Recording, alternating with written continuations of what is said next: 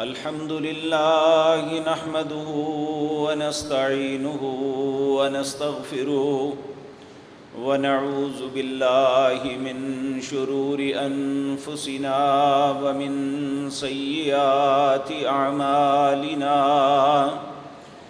من يهده الله فلا مضل له ومن يضلل فلا هادي له وأشهد أن لا إله إلا الله وحده لا شريك له وأشهد أن محمدًا عبده ورسوله أما بعد فإن خير الحديث كتاب الله وخير الحدي حدي محمد صلى الله عليه وسلم وشر الأمور محدثاتها وكل محدثة بدعة وكل بدعة ضلالة وكل ضلالة في النار رب اشرح لي صدري ويسر لي أمري واحلل عقدة من لساني يفقهوا قولي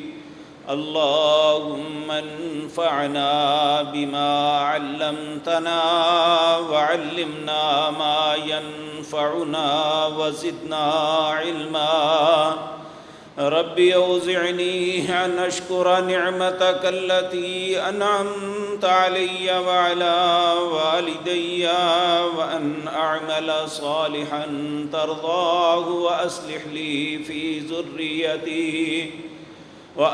لي في ذريتي إني تبت إليك وإني من المسلمين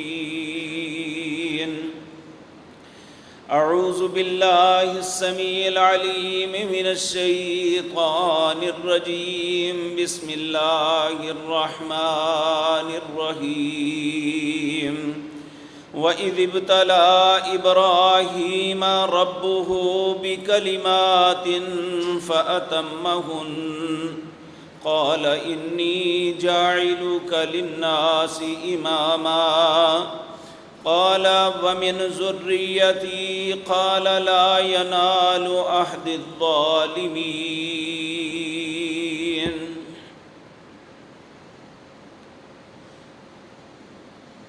حضرات محترم،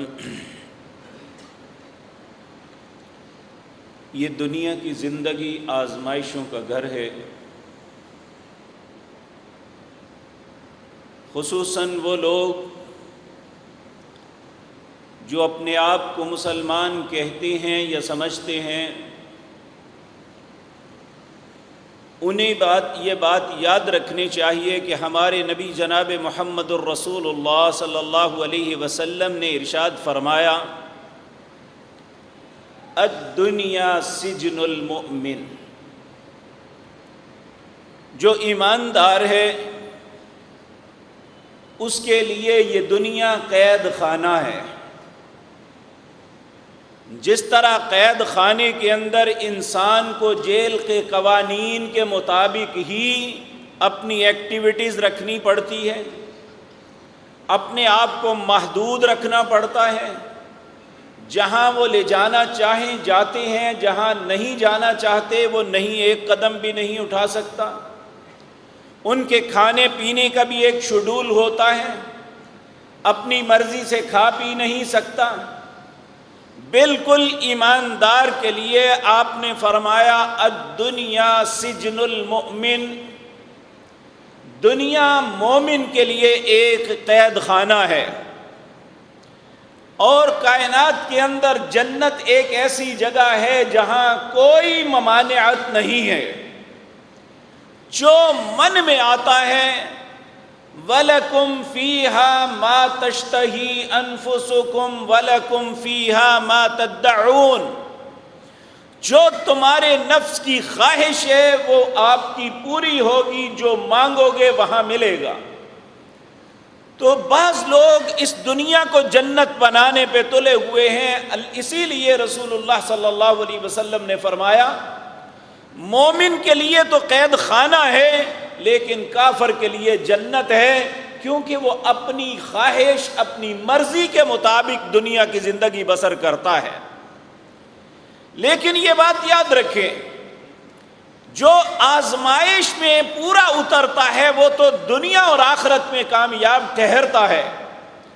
جو اپنی مرضی اور اپنی خواہش کے مطابق زندگی بسر کرتا ہے، دنیا میں بھی ذلت اس کے ماتھے کا جھومر بنتی ہے اور آخرت میں بھی ذلت کی گہرائیوں میں وہ گرتا ہے، العیاذ باللہ۔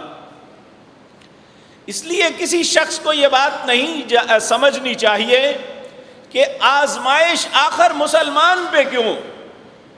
پیارے نبی جناب محمد الرسول اللہ صلی اللہ علیہ وسلم نے فرمایا، حضرت مصعب بن سعید رضی اللہ تعالی عنہ، یہ اپنے باپ سعید سے روایت کرتے ہیں کہ قلت یا رسول اللہ صلی اللہ علیہ وسلم، کہتے ہیں ہم نے رسول اللہ سے عرض کیا، ای الناس اشد بلاء، کس بندے پہ سب سے زیادہ آزمائشیں سختیاں آتی ہیں؟ نبی مکرم جناب محمد الرسول اللہ صلی اللہ علیہ وسلم نے جواب دیا، الانبیاء، سب سے زیادہ سختیاں، سب سے زیادہ آزمائشیں، سب سے زیادہ سخت امتحانات اللہ اپنے نبیوں پہ ڈالتا ہے۔ ثم، پھر اس کے بعد نبی مکرم صلی اللہ علیہ وسلم نے فرمایا، امثل فالامثل، پھر جیسا جیسا کوئی ہوگا ویسے اس پہ آزمائش ڈالی جائے گی۔ فیبتلی الرجل علی حسب دینہ، جیسا کسی بندے کے اندر دین ہوگا اس کے مطابق اللہ اسے آزمائیں گے۔ اب سوال یہ پیدا ہوتا ہے کیوں آزمائش ڈالی جاتی ہے؟ دو وجوہات پہ۔ ایک تو یہ اللہ انسانوں کے سامنے اپنے بندوں میں سے بعض بندوں کو کھڑا کر کے ان پہ آزمائشیں ڈال کے دکھاتا ہے کہ دیکھو یہ میرا بندہ ہر آزمائش پہ پورا اتر رہا ہے۔ اگر یہ ایک انسان ہونے کے ناطے ان باتوں پہ پورا اتر سکتا ہے تو تم کیوں نہیں؟ ایک تو معاملہ یہ ہے، اور دوسرا یہ ہے کہ اللہ انسان کو آزما کے اسے کسی بہت بڑے منصب پہ فائز کرنا چاہتا ہے۔ تو میرے عزیز بھائیو، آج ایک ایسے اللہ کے نبی کے متعلق میں نے گزارشات کرنی ہے جن کی سنت پہ عمل کرنے والے ہیں۔ ہم بڑھ رہے ہیں عید الاضحیٰ کی طرف، جس میں کہتے ہیں سنت ابراہیمی پر عمل کرنا ہے۔ سنت ابراہیمی کیا ہے؟ یہاں اس سے پہلے یہ بات عرض کر دوں، نبی مکرم صلی اللہ علیہ وسلم کی آمد کے بعد جتنے بھی پہلے انبیاء ہیں، جتنے بھی رسول ہیں، جتنی کتابیں نازل ہوئی ہیں، سب کتابیں بھی کینسل ہیں، سب نبیوں میں سے کسی کی اطاعت نہیں ہو سکتی۔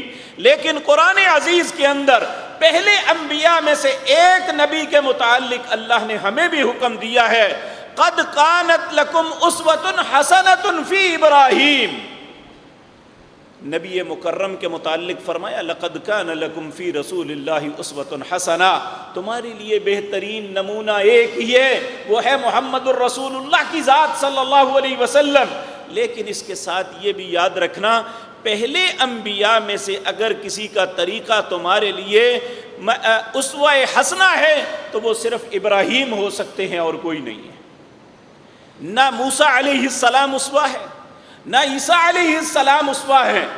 کوئی بھی نبی رسول چاہے وہ کتنا ہی اولو العزم کیوں نہیں، اللہ نے کسی کو نہیں کہا یہ تمہارے لیے اسوہ ہے سوائے محمد الرسول اللہ کی ذات کے۔ لیکن اس کے ساتھ ایک جگہ یہ بھی فرمایا، قد کانت لکم اسوۃ حسنۃ فی ابراہیم، تمہارے لیے ابراہیم بھی اسوہ ہے۔ یہ کیوں ہے؟ اس لیے کہ میرے عزیز بھائیوں، 1,24,000 نبی دنیا میں آئے، بقول حضرت محمد الرسول اللہ صلی اللہ علیہ وسلم 310 یہ 315 یہ رسول تھے۔ یہاں میں جو ہے وضاحت عرض کر دوں، نبی اور رسول میں فرق کیا ہے؟ ہر رسول نبی ہوتا ہے، ہر نبی رسول نہیں ہوتا۔ نبی وہ ہوتا ہے جس پہ کتاب نازل نہیں ہوتی، اللہ کی طرف سے اسے اس کی رہنمائی تو کی جاتی ہے لیکن باقاعدہ اسے کتاب نہیں دی جاتی۔ وہ 310 لوگ ہیں انبیاء میں جنہیں اللہ رب العزت نے کتابوں سے نوازا، وہ رسول ہیں۔ سیدنا ابراہیم خلیل اللہ یہ نبی بھی تھے اور رسول بھی، اور نبی مکرم صلی اللہ علیہ وسلم اللہ کے نبی بھی تھے اور رسول بھی ہیں۔ تو میرے عزیز بھائیوں، اللہ رب العزت نے ان 1,24,000 انبیاء اور 310 رسولوں میں جسے اپنا خلیل بنایا ان کا نام ابراہیم علیہ السلام ہے۔ خلیل کس کو کہتے ہیں؟ ہم اپنی زبان میں کہتے ہیں فلاں میرا بیسٹ فرینڈ ہے، جگری دوست ہے، یعنی اس سے بہتر میرا دوست کوئی نہیں ہے۔ تو اللہ رب العزت نے جس شخصیت کو یہ منصب عطا کیا وہ سیدنا ابراہیم خلیل اللہ تھے۔ اور یہ منصب کیوں ملا؟ اس کا تذکرہ میں آغاز میں آیت پڑھی، اللہ فرماتے ہیں وَإِذِ ابْتَلَىٰ إِبْرَاهِيمَ رَبُّهُ بِكَلِمَاتٍ، میں نے ابراہیم علیہ السلام کو کچھ کلمات کے ساتھ آزمایا، فَأَتَمَّهُنَّ، وہ ہر آزمائش پہ پورا اترے۔ قَالَ إِنِّي جَاعِلُكَ لِلنَّاسِ إِمَامًا، پھر میں نے کہا ابراہیم میں دنیا کی امامت کا سہرہ تمہارے سر پہ رکھتا ہوں۔ قَالَ إِنِّي جَاعِلُكَ، اب ابراہیم آگے سوال کرتے ہیں اللہ تم نے مجھے تو دیا، وَمِن ذُرِّيَّتِي، میری اولاد کو بھی ملے گا؟ تو اللہ نے جواب دیا لا ینال عہد الظالمین، جو تیری طرف میرا فرما بردار ہوگا اسے تو ملے گا، جو ظلم کرے گا اسے اس کے ساتھ میرا کوئی عہد نہیں ہے۔ اور ایک مقام پہ فرمایا وَاتَّخَذَ اللَّهُ إِبْرَاهِيمَ خَلِيلًا، انہی آزمائشوں کی وجہ سے اللہ نے ابراہیم علیہ السلام کو اپنا بہترین دوست قرار دیا۔ اب وہ آزمائشیں کیا تھی آج کی مجلس میں وہ عرض کرتا ہوں تاکہ میں آپ سوچیں کہ ہماری زندگی میں بھی ایسے واقعات آتے ہیں جہاں ایک طرف اللہ کی ذات اور دوسری طرف ہمارے مقدس ترین رشتے ہوتے ہیں، ہم کیا اپنے رشتوں کو ترجیح دیتے ہیں یا اللہ کی ذات کو؟ تو ابراہیم اس لیے اسوہ ہیں کہ انہوں نے ہر بات میں جب بھی اللہ نے کسی معاملے میں آزمایا تو انہوں نے اللہ کی ذات کو ترجیح دی، اپنے رشتوں کو کبھی ترجیح نہیں دی تھی۔ سب سے پہلا اللہ نے جو آزمائش ڈالی وہ تھی باپ کے ساتھ۔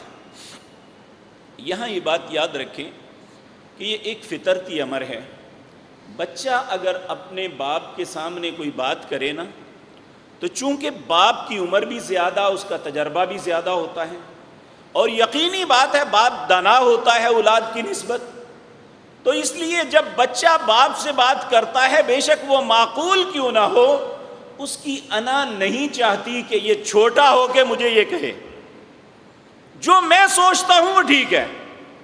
بہت کم باپ ہوتے ہیں جو اپنی اولاد کی مشاورت کو قبول کرتے ہیں، وگرنہ اکثر اپنے بچوں کی مشاورت کو رد کر دیتے ہیں، نہیں تمہیں نہیں عقل، جو میں نے سوچا ہے جو میں کرتا ہوں وہی ٹھیک ہے۔ لیکن یہ یاد رکھیں جہاں دین کا معاملہ آتا ہے وہاں اگر کوئی مخالفت کرے تو باپ پھر رشتہ نہیں دیکھتا، پھر اس کا مخالف نہیں دشمن بن جاتا ہے۔ یہی سیدنا ابراہیم کے ساتھ ہوا۔ اللہ رب العزت نے سورۃ 16واں پارہ سورۃ مریم کے اندر اس کا تذکرہ فرمایا۔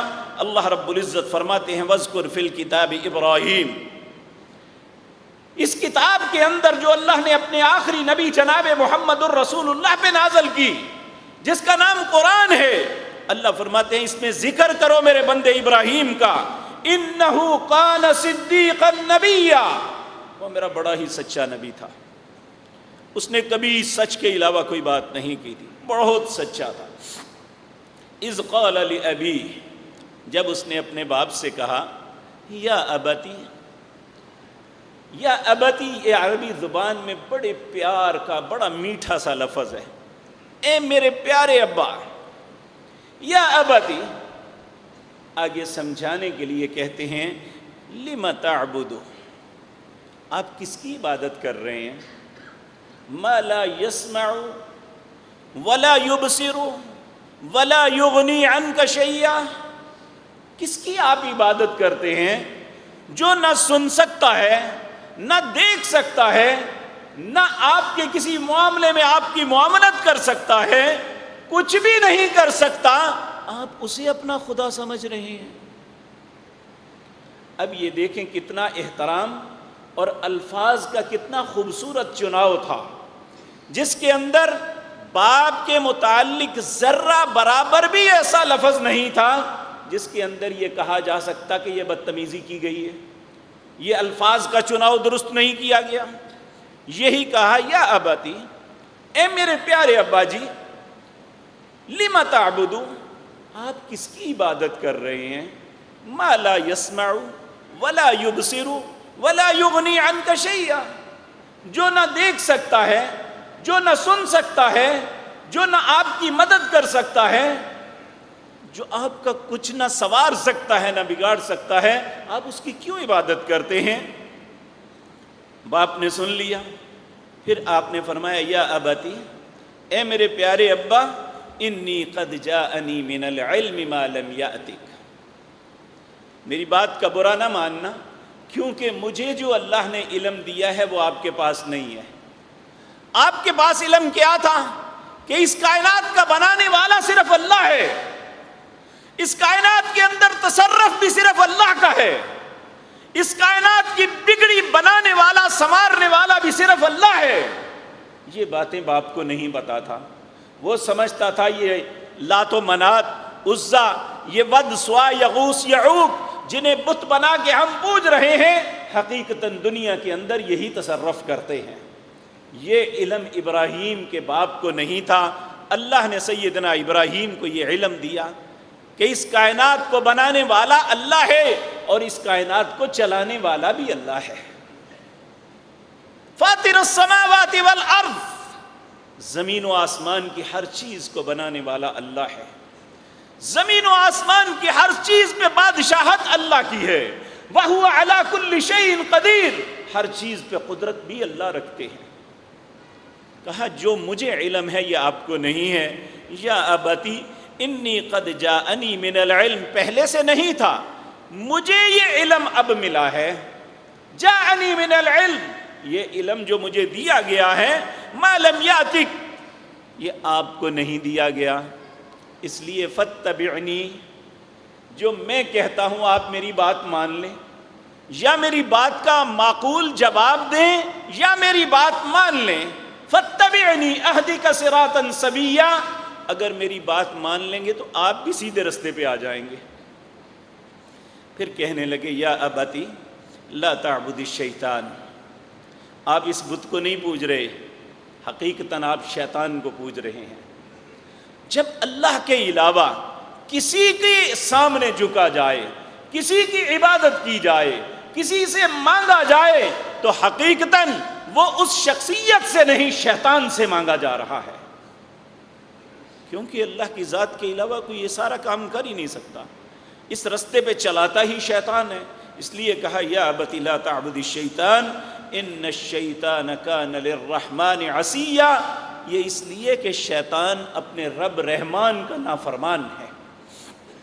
یا ابتی، اے میرے پیارے ابا، انی اخاف ان یمسک عذاب من الرحمن، میں ڈرتا ہوں اس بات سے کہ میرا رب ناراض ہو کہ کہیں تمہیں عذاب میں مبتلا نہ کر دے۔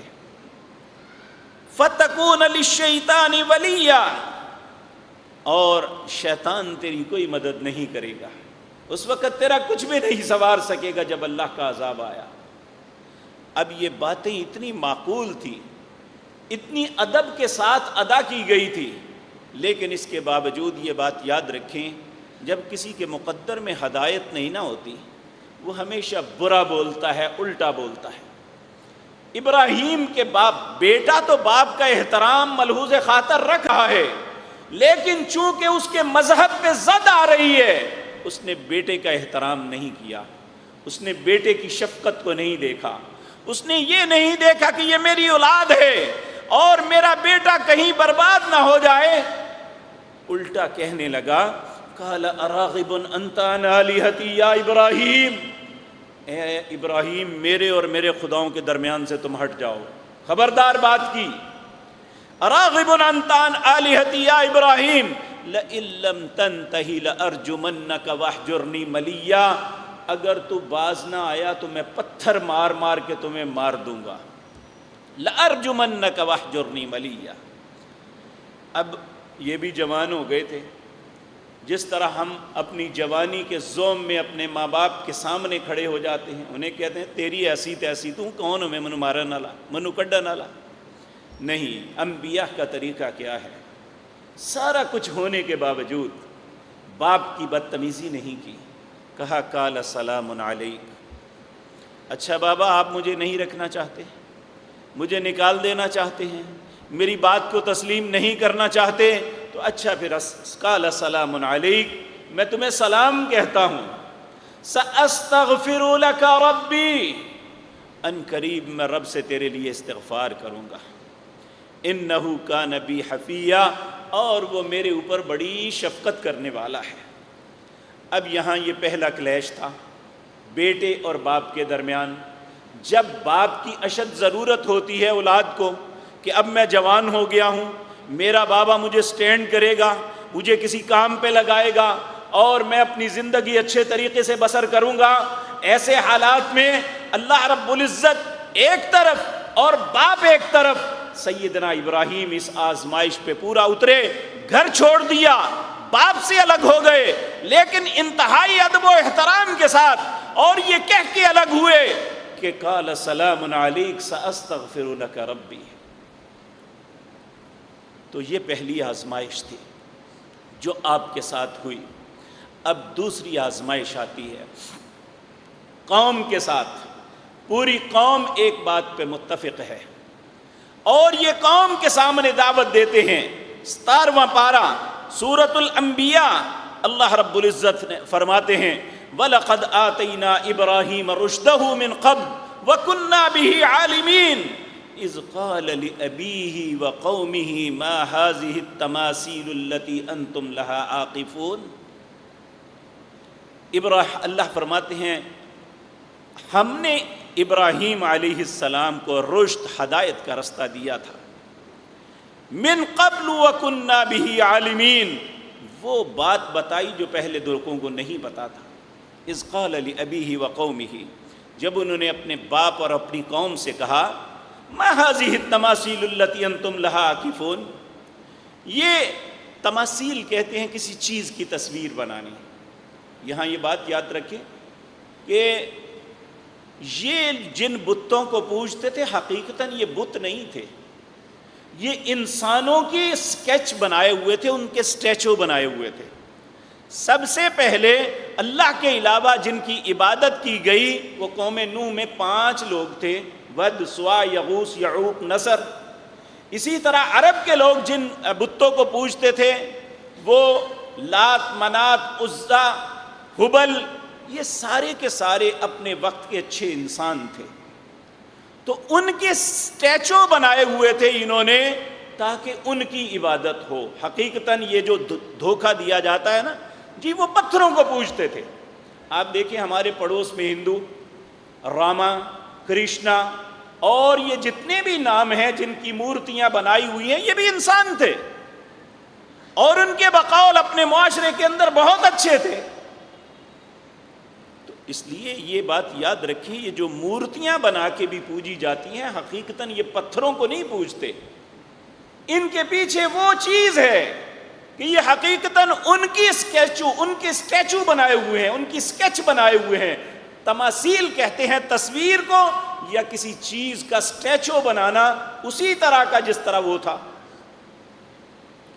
تو میرے عزیز بھائیو، ابراہیم نے اپنی قوم سے کہا ما هذه التماثیل التي انتم لها عاکفون، یہ ان تماثیل، ان سٹیچو کے سامنے تم اعتکاف کرتے ہو، بیٹھتے ہو جس طرح اللہ کے سامنے کرنا چاہیے تھا، یہ کیا کرتے ہو؟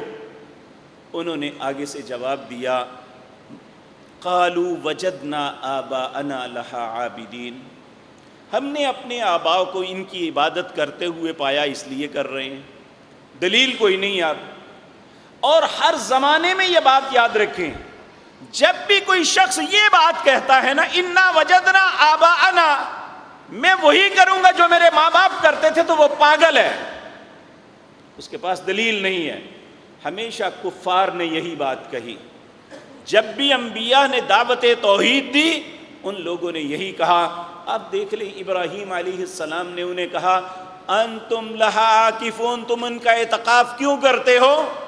تو انہوں نے کہا قالوا وجدنا آباءنا لہا عابدین، کیونکہ ہمارے آباء یہی کرتے تھے، انہی کی عبادت کرتے تھے، اس لیے ہم بھی کرتے ہیں۔ تو ابراہیم نے کہا لقد کنتم وآباؤکم فی ضلال مبین، اگر تم اور تمہارے آباء ظاہر گمراہی میں ہو تو پھر بھی تم کرو گے۔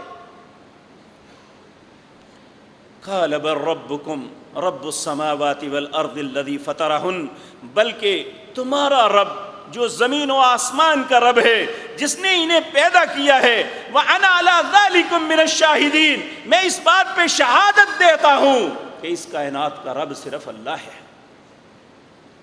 وَتَاللَّهِ لَأَكِيدَنَّ أَصْنَامَكُمْ بَعْدَ أَن تُوَلُّوا مُدْبِرِينَ، جب وہ اس بات پہ متفق نہ ہوئے، اپنی بات پہ اڑے رہے، تو کہنے لگے اچھا تم جاؤ گے تو پھر میں تو اس کا بندوبست کروں گا، کوئی ایسا طریقہ کار اختیار کروں گا، تمہیں سوچنے پہ مجبور کر دوں گا۔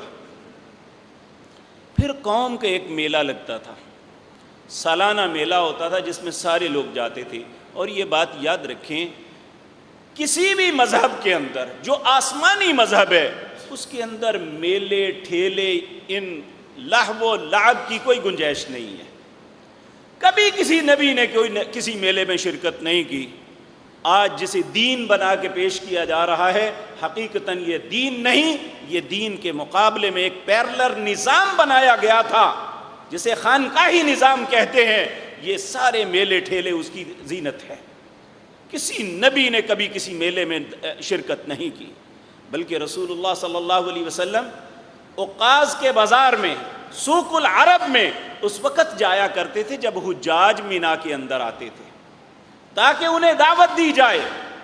آپ کبھی اور دنوں ان بازاروں اور میلوں میں کبھی جا کے نہیں بیٹھے تھے۔ تو میرے عزیز بھائیوں، اللہ رب العزت فرماتے ہیں وَتَاللَّهِ لَأَكِيدَنَّ أَصْنَامَكُمْ، انہوں نے کہا اللہ کی قسم میں ایک ایسی تدبیر تمہارے بتوں کی کروں گا ان تولوا مدبرین، جب تم پلٹو گے، فَجَعَلْنَاهُمْ جُزَازًا إِلَّا كَبِيرًا لَهُمْ لَعَلَّهُمْ إِلَيْهِ يَرْجِعُونَ۔ انہوں نے پھر تدبیر کیا کی، قوم یہ باہر گئی اپنے میلے پہ، جب واپس آئی تو دیکھا سارے بت ٹوٹے ہوئے ہیں، اور جو بڑا بت ہے اس کے کندھے پہ کلاڑا پڑا ہوا ہے، اور وہ دیکھ کے حیران و پریشان ہو گئے، یہ کس نے کیا ہے؟ کہتے ہیں قالوا من فعل هذا بآلهتنا انه لمن الظالمین، یہ ہمارے خداؤں کے ساتھ کس نے کیا؟ وہ تو بڑا ظالم ہے، جس نے ہمارے خداؤں کے گردنوں کو کاٹ دیا، وہ بہت ظالم ہے۔ قالوا سمعنا فتى يذكرهم يقال له ابراہیم، ان میں کچھ لوگ کہنے لگے اس بات کا تذکرہ وہ ابراہیم نامی نوجوان کیا کرتا تھا، اس سے پتہ کرو۔ قالوا فأتوا به على أعين الناس لعلهم يشهدون، جب وہ اسے لے کے آئے تو پوچھنے لگے أأنت فعلت هذا بآلهتنا یا ابراہیم، یہ ہمارے خداؤں کے ساتھ تم نے یہ کیا ہے؟ اب ابراہیم سمجھانے کے لیے انہیں کہنے لگے قال بل فعلہ کبیر، کلاڑا تو بڑے کے کندھے پہ ہے، اس سے پوچھو۔ قال بل فعلہ کبیر ھذا فاسألوہم ان کانوا ینطقون، اگر یہ بولتا ہے تو اس سے پوچھ لو نا، تمہارا خدا ہے، تمہاری بگڑی بناتا ہے، تمہارے معاملات سدھارتا ہے، تو اس سے پوچھو کس نے کیا ہے۔ ثم نکسوا علی رؤوسہم، سب نے سر جھکا لیا اس بات پہ، اور پھر کہنے لگے لقد علمت ما ہؤلاء ینطقون، ابراہیم تو جانتا ہے یہ بول تو نہیں سکتے۔ تو پھر ابراہیم علیہ السلام نے کہا اف لکم ولما تعبدون من دون اللہ، پھر افسوس ہے تم پر اور جن کی تم عبادت کرتے ہو اللہ کے علاوہ، جب یہ بول نہیں سکتے تو ان کے سامنے سجدہ کیسا، جب یہ کچھ کر نہیں سکتے تو ان کے سامنے جھکنا کیسا، جب یہ کچھ کر نہیں سکتے، بول نہیں سکتے، اپنی مصیبت بتا نہیں سکتے تو ان کے سامنے مانگنا کیسا۔ اف لکم ولما تعبدون من دون اللہ، سورۃ انبیاء ہے، اور اس کا 5واں رکوع اپنے گھروں میں اٹھا کے دیکھ لینا، یہ ساری باتیں تفصیل کے ساتھ اللہ رب العزت نے فرمائی۔ کہا اف لکم ولما تعبدون من دون اللہ افلا تعقلون، کیوں نہیں عقل کرتے؟ اللہ اکبر، کہنے لگے یہ ابن باز نہیں آئے گا۔ کہا ایک آگ جلاؤ اور اسے اس آگ میں ڈال دو۔ کہتے ہیں اتنا بڑا الاؤ جلایا گیا، ایک خاص وقت مقرر کر دیا گیا جب سارے لوگ ابراہیم کا تماشا دیکھنے کے لیے آئے، لیکن جس اللہ نے اس ابراہیم کو یہ ساری باتیں خود فرما رہا تھا، وہ اس کی حفاظت بھی جانتا تھا۔ تو میرے عزیز بھائیوں، انہوں نے الاؤ جلایا تو وہ اتنا بڑا الاؤ تھا کہ کسی کی ہمت نہیں پڑ رہی تھی کہ ابراہیم کو خود جا کے پھینکتے۔ کہنے لگے آپ خود ہی چلے جائیں۔ کہنے لگے میں کیوں چلا جاؤں، پھینکنا تم نے، پھینک لو۔ پھر انہوں نے ایک غلیل ٹائپ کی چیز بنائی جس میں ابراہیم علیہ السلام کو رکھ کے دور سے پھینکا گیا اور وہ آگ میں چلے گئے۔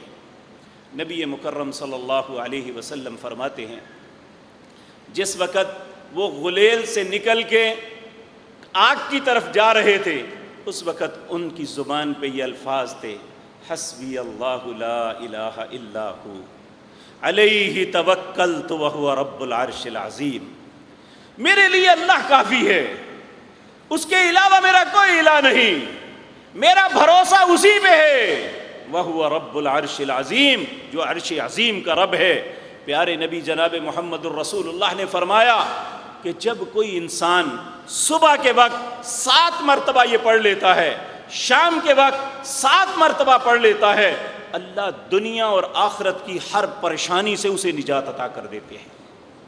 تو یہ اللہ پہ بھروسہ بہت بڑی چیز ہے۔ اب یہ آگ میں گر رہے ہیں، ہم جیسا کوئی کم عقل ہوتا تو کہتے ہیں لو جی ہن وظیفے نال ویکھاں گے کیویں کم چلدا ہے، لیکن یہ وظیفہ ایسا تھا جس دل سے نکلا تھا، جس مالک کے لیے نکلا تھا، وہ ساری کائنات کی ہر چیز کا مالک ہے۔ کہنے لگے حسبی اللہ، میرے لیے اللہ ہی کافی ہے، لا الہ الا ہو، اس کے علاوہ میرا کوئی الہ نہیں، علیہ توکلت، میرا بھروسہ صرف اسی پہ ہے، وہو رب العرش العظیم، وہ عرش عظیم کا رب ہے۔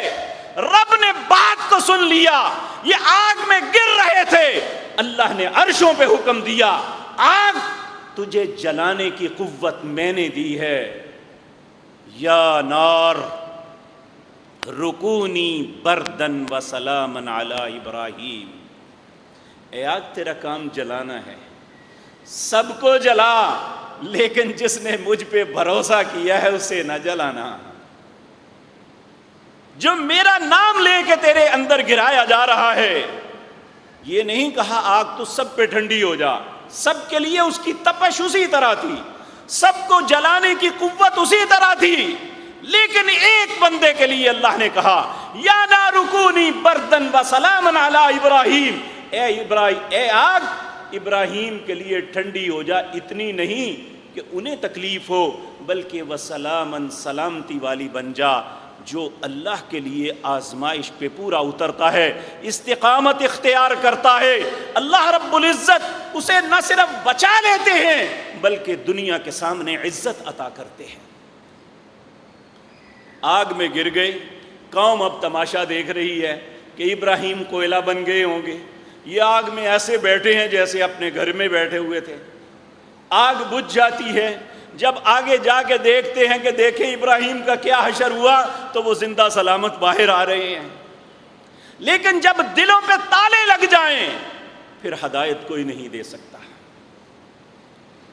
اور میرے عزیز بھائیو، یہ دوسری آزمائش تھی جو قوم کے ساتھ تھی، ساری قوم ایک طرف تھی، صرف ایک شخص اس وقت مسلمان ہوا تھا، وہ آپ کا بھتیجا تھا جن کا نام لوط تھا، جنہیں اللہ نے بعد میں نبوت سے نوازا۔ یہ ان کے بھائی کا بیٹا بھتیجا تھا۔ اس کے علاوہ پوری قوم ایک طرف ہے۔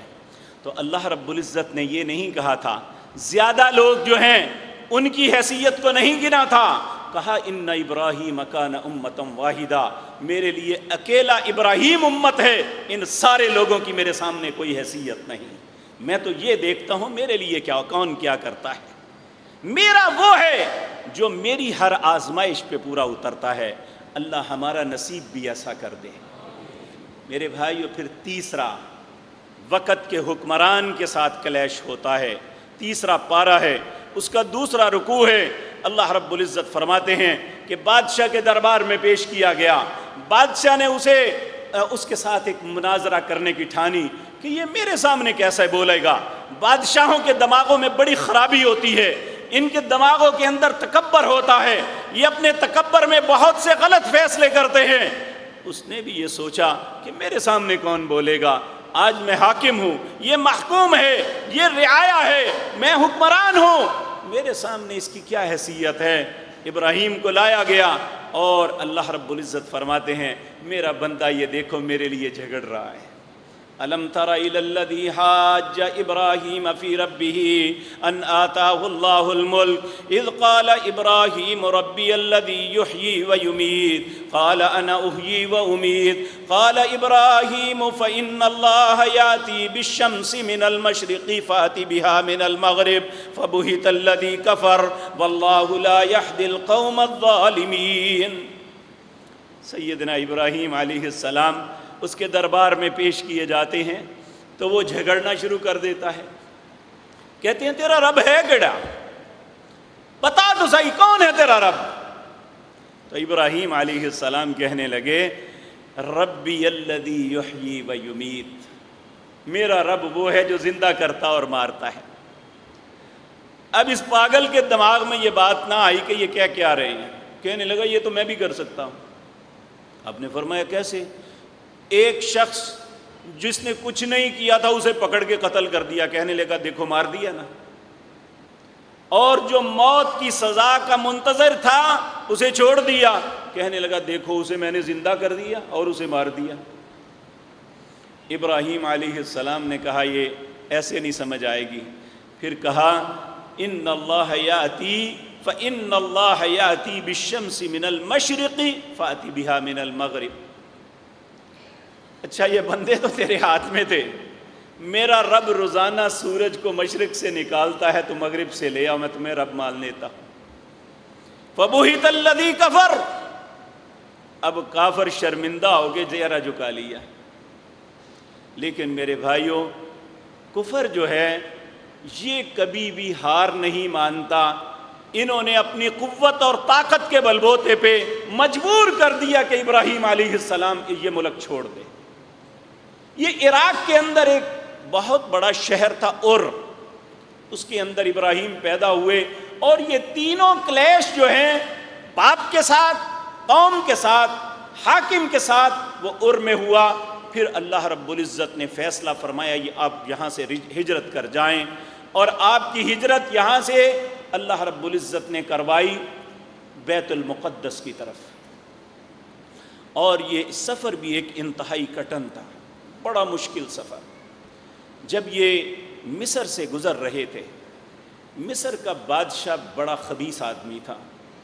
یہ اگر کوئی خوبصورت عورت دیکھ لیتا تو چاہے اس کے ساتھ اس کا خامد ہوتا کوئی بھی چھین لیتا اس سے بدکاری کرنے کے لیے، نعوذ باللہ۔ سیدنا ابراہیم علیہ السلام کی بیوی سارہ تھی اس وقت، یہ بڑی خوبصورت خاتون تھی۔ اس نے جب دیکھا تو یہ اسے چھین لیا، اور چھین کے جب اس کے ساتھ برائی کا ارادہ کرنا چاہا تو سارہ نے بھی یہی کہا حسبی اللہ، میرے لیے اللہ کافی ہے۔ اس کے پاؤں زمین کے اندر دنس جاتے ہیں۔ پھر وہ منتیں کرتا ہے کہ ایک دفعہ چھوڑ دو، میں نہیں کروں گا۔ اس نے اللہ سے دعا کی، اللہ نے پھر اسے آزاد کر دیا۔ پھر وہ دوبارہ اسی ارادے سے آگے بڑھا، اس نے پھر کہا حسبی اللہ، میرے لیے اللہ ہی کافی ہے۔ اللہ نے پھر زمین میں دنسا دیا۔ جب 3 دفعہ ایسا ہوا پھر اس نے سمجھ لیا میں اس پہ قابو نہیں پا سکتا۔ پھر اس نے اس شرط پہ معافی مانگی کہ میں اپنی بہن یا بیٹی، مختلف مفسرین نے رشتے لکھے ہیں، میں ابراہیم کی نظر کرتا ہوں وہ ان سے شادی کر لیں اور میں تجھ سے بھی اپنا ہاتھ اٹھاتا ہوں۔ پھر اس نے اپنی بہن، بیٹی یا جو بھی عزیزہ تھی، ہاجرہ علیہ السلام، وہ ابراہیم علیہ السلام کو ہبہ کر دی۔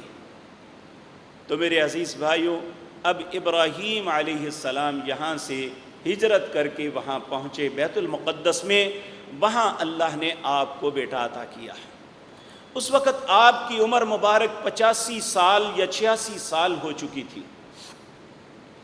انتہائی بوڑھے تھے۔ اور اس وقت جب یہاں سے نکالے گئے تو اس وقت اللہ سے کہا قوم بھی چھوٹ گئی، باپ بھی چھوٹ گیا، اے اللہ وطن بھی چھوٹ گیا، انی ذاہب الی ربی سیہدین، میں یہاں سے اب جا رہا ہوں، میرا رب میری رہنمائی کرے گا کہ مجھے کہاں جانا ہے۔ پھر اللہ سے کہا رب ہب لی من الصالحین، اے اللہ ایک بیٹا دے دے جو میری زندگی کا ساتھی بن جائے، جو میری بڑھاپے کا لاٹھی بن جائے۔ اللہ نے 86 سال کی عمر میں بیٹا دیا، اور پھر جب یہ بیٹا دیا تو ایک نیا فتنہ گھر میں کھڑا ہو گیا۔ وہ فتنہ یہ تھا کہ سارا جو پہلی بیوی تھی، ہاجرہ جو ایک لونڈی بن کے آئی تھی، اللہ نے جب اسے بیٹا دیا تو حسد پیدا ہو گیا۔ انہوں نے ایک کوشش کی کہ اسماعیل کو ختم کر دیا جائے۔ حضرت ابراہیم پہ یہ اس سے بڑی آزمائش تھی۔ آپ نے اپنی بیوی اور بیٹی کو یہاں سے اٹھایا اور بیت المقدس سے 1 مہینہ سفر چلتے ہوئے آج جہاں بیت اللہ ہے، اس وقت اس کے نشانات معدوم ہو چکے تھے، ختم ہو چکے تھے، وہاں پہ جا کے اللہ کے حکم کے مطابق چھوڑ دیا۔ اللہ رب العزت نے سورۃ ابراہیم 13ویں پارے کے اندر اس کا ذکر کیا ہے۔ تو اس وقت ابراہیم علیہ السلام یہاں چھوڑ کے کہنے لگے ربنا انی اسکنت من ذریتی بواد غیر ذی زرع عند بیتک المحرم ربنا لیقیموا الصلاة فاجعل افئدة من الناس تہوی الیہم وارزقهم من الثمرات لعلهم یشکرون ربنا انك تعلم ما نخفی وما نعلن وما يخفى على الله من شيء في الارض ولا في السماء۔ اے میرے اللہ، اس آزمائش میں بھی اپنا بیٹا جو بڑھاپے میں میری نور نظر تھا، اسے اور اپنی بیوی کو ایک ایسی وادی میں چھوڑ کے جا رہا ہوں، بواد غیر ذی زرع، جہاں کوئی زراعت کا نشان تک نہیں ہے، جہاں کوئی پودا نہیں پھوٹتا۔ اے اللہ بواد غیر ذی زرع عند بیتک المحرم، صرف اس آس پہ چھوڑا ہے کہ اس کے ساتھ تیرا عزت والا گھر ہے۔ عند بیتک المحرم ربنا لیقیموا الصلاة، اے میرے رب انہیں نمازی بنانا۔ فاجعل افئدة من الناس، اے اللہ لوگوں کے دلوں کو ادھر پھیر دے۔ یہ ابراہیم کی دعا کا نتیجہ تھا کہ لوگ وہاں جتنی مرضی مشقتیں اٹھا کے آئیں، جب واپس پلٹتے ہیں تو دل پھر تڑپتا ہے اللہ مجھے اپنے گھر کی زیارت نصیب فرما۔ وَاجْعَلْ أَفْئِدَةً مِّنَ النَّاسِ تَحْوِي إِلَيْهِمْ، لوگ کھینچے چلے جائیں۔ وَارْزُقْهُم مِّنَ الثَّمَرَاتِ، اے اللہ انہیں پھلوں کا رزق دینا۔ یہ اتنی بڑی آزمائش تھی کہ آپ سوچ نہیں سکتے۔ پھر اللہ نے اس بی بی کو جو دوسری تھی 120 سال کی عمر میں سیدنا ابراہیم کو دوسرا بیٹا اسحاق دیا، اور جب یہ دونوں بیٹے مل گئے تو پھر آپ دیکھیں کہ ابراہیم نے اس خوشی کے اندر کیا اظہار کیا۔ آج اگر ہمیں بڑھاپے کے اندر اولاد مل جائے تو یقین مانیے آپے سے باہر ہو جاتے ہیں۔ ہر وہ بات اللہ کی نافرمانی کی وہ کرتے ہیں جو جی خوشی دا موقع ہے۔ کیا خوشی کا مطلب اللہ کی نافرمانی ہے؟ ابراہیم علیہ السلام کو یہ خوشی ملی تو کیا کیا؟ کہنے لگے الحمدللہ الذی وہب لی علی الکبر اسماعیل و اسحاق، ان ربی لسمیع الدعاء رب اجعلنی مقیم الصلاة ومن ذریتی ربنا وتقبل دعاء ربنا اغفر لی ولوالدی وللمؤمنین یوم یقوم الحساب۔ تمام تعریفیں اس اللہ کے لیے ہیں، الحمدللہ الذی، تمام تعریفیں اس اللہ کے لیے ہیں۔ اللہ وہ ذات پاک ہے، وَحَبَ لِي عَلَى الْكِبَرِ اسماعیل و اسحاق، جس نے مجھے بڑھاپے کے اندر اسماعیل اور اسحاق عطا کیے۔ ان ربی لسمیع الدعاء، میرے رب نے میری دعاؤں کو سن لیا ہے، اس لیے اللہ میری اب تیرے لیے اور دعا ہے، ایک اور دعا، اب اولاد تو مل گئی، اے اللہ دوسری دعا میں اپنی اولاد کے لیے مانگتا ہوں، رب اجعلنی مقیم الصلاۃ، اللہ کا شکر سب سے بڑا نماز ہے، اے اللہ مجھ کو نمازی بنا، رب اجعلنی مقیم الصلاۃ ومن ذریتی، میری اولاد کو بھی نمازی بنا، ربنا وتقبل دعا، اے اللہ میری اس دعا کو بھی تو قبول کر لے، ربنا اغفر لی ولوالدی، اے اللہ جس باپ نے بچپن میں گھر سے نکال دیا تھا، میں تیری منت کرتا ہوں میرے ماں باپ کو بھی معاف کر دے، یوم یقوم الحساب وللمؤمنین یوم یقوم الحساب۔ پھر ابراہیم نے صرف اپنی ذات کے لیے نہیں، قیامت تک آنے والے ایمانداروں کے لیے اللہ سے دعا کی، اے اللہ قیامت تک جتنے ایماندار آنے والے ہیں، اے اللہ سب کو معاف کر اور سب کو نمازی بنا۔ تو میرے عزیز بھائیوں، یہ وہ چند آزمائشیں جن کا تذکرہ کیا، کچھ اور بھی اس سے سخت آگے آنے والی آزمائشیں ہیں، پھر وہ قربانی کا تذکرہ ہے۔ اللہ نے زندگی اور توفیق دی تو انشاءاللہ بتدریج عرض کروں گا۔ اقول قولی ھذا واستغفر